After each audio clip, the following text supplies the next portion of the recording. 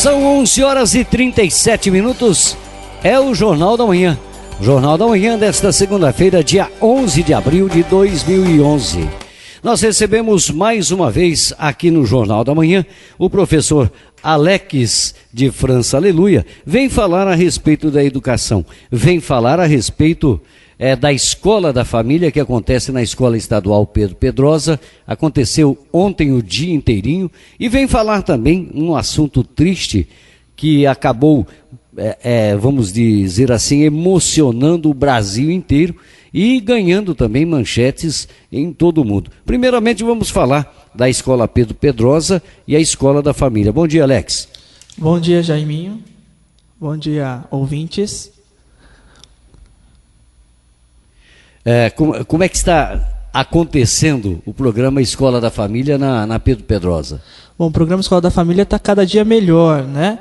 A questão de participantes, nós estamos aí crescendo a cada dia. Então, no sábado, por exemplo, nós tivemos 187 participantes durante o sábado. Entre alunos e pais? Entre alunos, pais, adultos, idosos, né, frequentando afinco. Lembrando que no sábado nós tivemos a oficina de ovo de Páscoa, né, onde os adultos e as crianças puderam ali fazer o seu chocolate mesmo. É uma oficina voltada para quem quer aprender a desenvolver esse talento. E ontem foi mais a parte esportiva, é isso? E ontem foi mais a nutricional, né? A questão do Nutrifamília, a qual a nutricionista Ivanete Maura deu as orientações de como fazer, por exemplo, um arroz com cascas de frutas. Foi uma delícia. E o suco, então? Suco de rúcula com manga. E funciona? Nossa, olha, sinceramente, quando eu comecei a fazer lá, né, com ela, eu fiquei meio assim, mas depois que eu tomei, foi batata, muito bom. E ele é muito nutritivo também, além de saboroso, né? Muito nutritivo. Lembrando que o projeto já é para isso, né? Para você fazer uma prevenção futura de alguma doença. Né? Que, no caso, que a nutrição, como é uma ciência nova, ela traz aí a prevenção. Ela não cura, mas ela traz a prevenção. Bom, Alex, é o seguinte, antes de entrarmos naquela notícia do Rio de Janeiro, naquele assunto do Rio de Janeiro, e ontem, como deveria ser, os dois principais canais de televisão cederam quase que a totalidade da programação, no Fantástico também, no Domingo Espetacular da Record, para falar daquela tragédia do Rio de Janeiro. Antes de falarmos daquela tragédia, falou-se muito nessa semana que aquele translocado, talvez não, né? O infeliz que acabou matando 12 crianças, foi vítima durante as aulas, durante o seu curso de bullying, né? E muitas mães e pais acabam questionando, o que é isso? O que é esse negócio de bullying, né? Será que meu filho passa por isso? Será que ele não passa por isso? Como é que funciona o bullying? Bom, Jaiminho, o bullying é uma coisa muito interessante, né?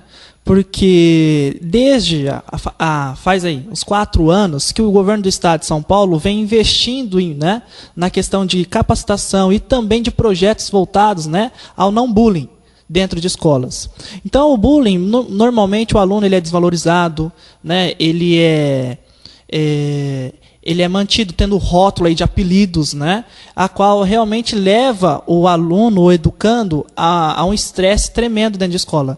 Tendo medo, por exemplo, não frequentando mais as aulas, fazendo a evasão escolar. Tendo um rendimento baixo.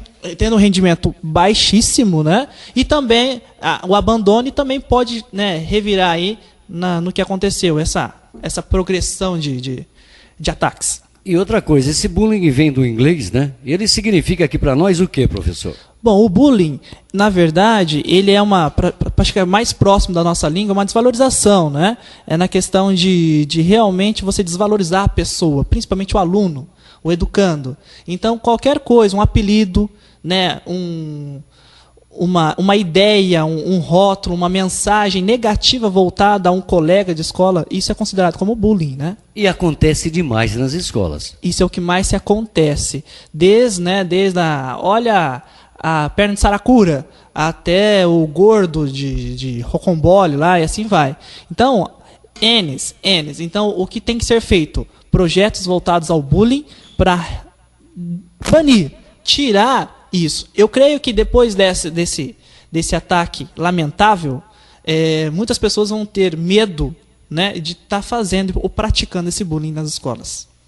Agora, o professor, o educador, quem poderia ver mais isso seria aqueles inspetores de aluno, os assessores. O professor, nem tanto o professor, só vai ver na sala de aula. E mesmo na sala de aula acontecem esses bullying, né? Mas mais frequentemente é no pátio e fora da escola, né? Exato, exato. Lembrando que, como a escola é uma equipe, toda a equipe tem que estar integrada para sanar ou banir ou diminuir o bullying dentro das escolas. Então sempre tem que fisgar aqueles espertinhos ou aqueles que se acham, né, os bambambãs da escola, para chamar e dar reflexão sobre o que está sendo feito. Porque muitas vezes, como é molecada, né, vamos colocar adolescente, ele precisa de um pouco de imagem, ou seja, um reflexo do que está sendo feito. Muitas vezes faz sem saber o que está sendo feito. E agora, para os pais, eu acho que é muito mais difícil para os pais perceberem. É evidente que ele vai ver que o filho chega triste da escola, arredio para ir para a aula, a escola para ele não é prazerosa, né? Então, como é que o pai tem que observar a criança, o adolescente, o jovem, e ver se ele está sofrendo ou não esse tal de bullying, que pode ser a desvalorização, o menosprezo dos colegas, a discriminação. Como é que os pais podem observar melhor, Alex? Bom, os pais, no comportamento, a mudança de comportamento do filho é eficaz, né? E é de imediato também. Então, muitas vezes o aluno, ele é agredido verbalmente ou fisicamente dentro da escola, a primeira reação, quando ele chega em casa, se ele sabe que o pai é muito rude, ou a mãe também, ele vai esconder. Mas o temperamento, o nervosismo cresce. Então, os pais têm que ficar de olho. Se aumentar esse nervosismo em casa, a primeira ação a ser feita é procurar a escola, os coordenadores e a direção, para verificar o rendimento. E desse rendimento, os professores que já tiveram essa observação poderão, então, integrar ao bullying. E para aquele que comete o bullying?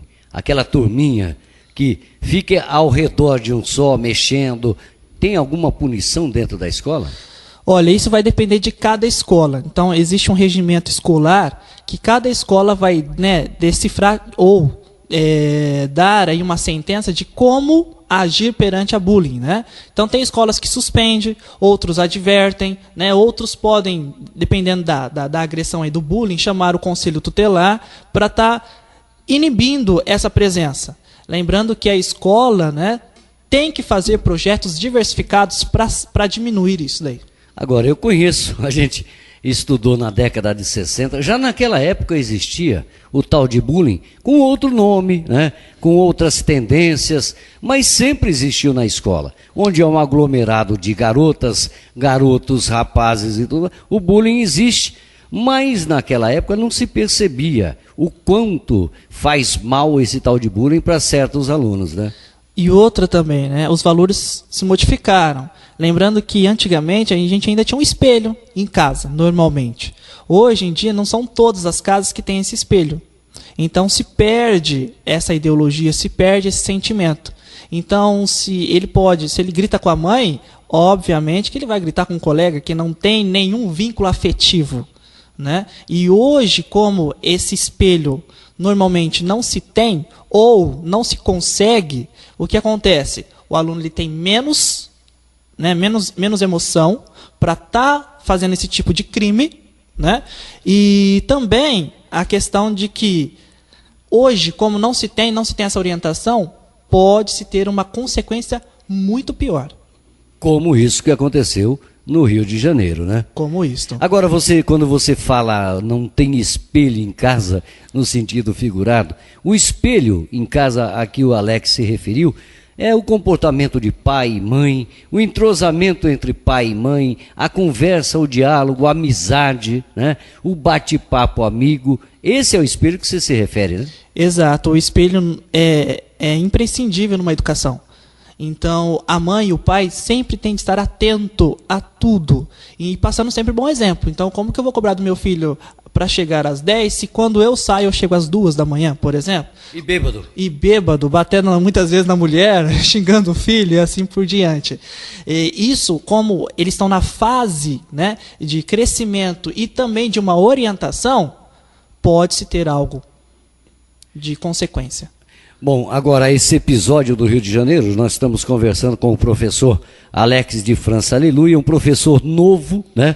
Um menino novo que entrou como professor e a gente vê que ele tem orgulho de dar aula, de lecionar, tem uma escola própria. Quer dizer, esse é o professor que a gente sempre sonha encontrar nos 4 cantos do Brasil. Esse episódio do Rio de Janeiro, a consequência maior, ontem nós vimos cartas desse rapaz, nós vimos uma espécie de testamento, o que ele planejou. Será que o bullying fez tudo isso com ele? Olha, pode explicar, mas não justifica.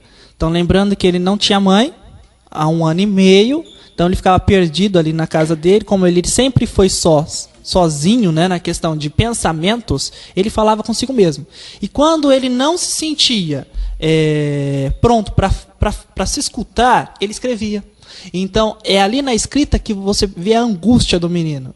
E um outro detalhe também que foi revelado ontem, que ele adorava videogames, jogos de computador, só de tiroteio, só de morte. É uma coisa que a gente condena para os pais também.